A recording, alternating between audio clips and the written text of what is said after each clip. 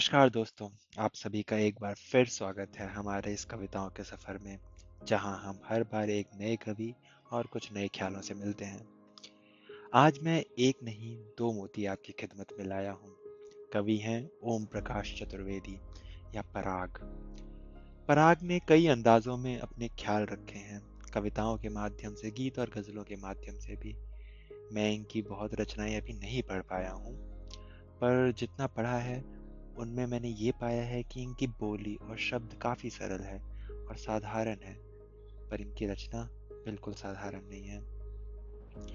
पहली रचना गजल के अंदाज में है। नाम है धर्मशाला को घर, और ये हमारे आज के नवीन मानव के ऊपर व्यंग्य है, उसकी सोच पर व्यंग्य है। वैसे तो समाज और उसके मूल्य हर वर्ष बदलते रहते हैं।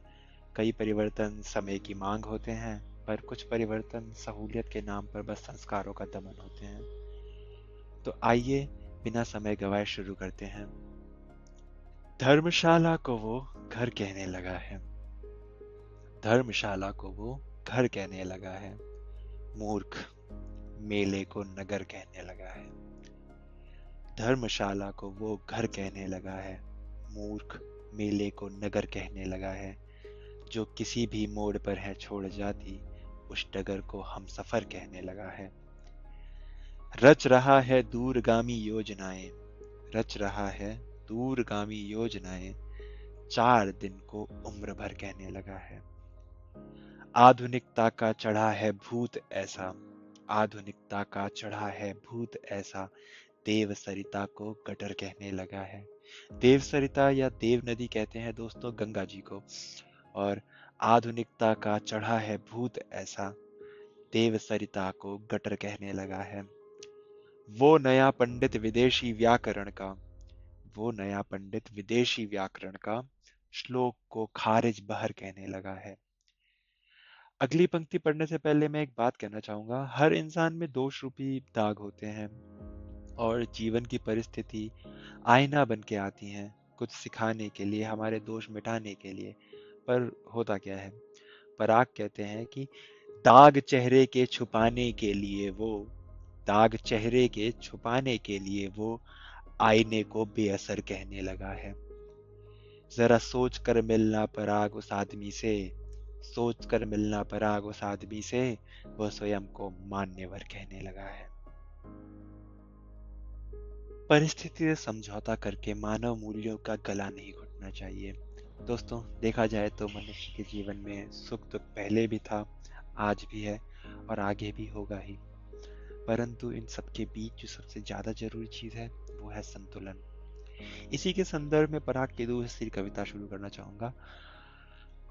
सुख दुखमय यह सृष्टि सतत संचारी है, सुख दुखमय यह सृष्टि सतत संचारी है, कभी भोर है कभी रात अंधियारी है। केवल सीधी राहों पर चलने वाले, केवल सीधी राहों पर चलने वाले, बस अपने ही तन मन को छलने वाले। केवल सीधी राहों पर चलने वाले, बस अपने ही तन मन को छलने वाले। हर अंधियारे से टकराने की खातिर, हर अंधियारे से टकराने की खातिर, एक अकेले दीपक से जलने वाले। मावस सदा रही पूनम पर भारी है, और राह में पग पग पर बटमारी है। हर आंगन में कई कई दीवारें हैं, हर आंगन में कई कई दीवारें हैं, तार तार में अलग अलग झंकारे हैं। हर आंगन में कई कई दीवारें हैं, तार तार में अलग अलग झंकारे हैं। तटस्थ है धार के विरोधी तेवर, माझी घायल है टूटी पतवारें हैं। और आर पार दोनों में मारा मारी है, नाव न डूबे किसकी जिम्मेदारी है। राही को सागर तल तक जाना होगा, नभ के छोरों को भी छुआना होगा। राही को सागर तल तक जाना होगा, नभ के छोरों को भी छुआना होगा। सुख की सरिता को सीमाओं में रहकर, दुख के पर्वत से भी टकराना होगा। संस्कृति वृहद खेल जीवन लघुपारी है, संस्कृति वृहद खेल जीवन लघुपारी है। सबकी अपनी अपनी हिस्सेदारी है, सबकी अपनी अपनी हिस्सेदारी है। सुख दुखमय यह सृष्टि सतत संचारी है, कभी भोर है कभी रात अंधियारी है। मैं उम्मीद करता हूँ आपको पराग की ये रचनाएं पसंद आई होंगी।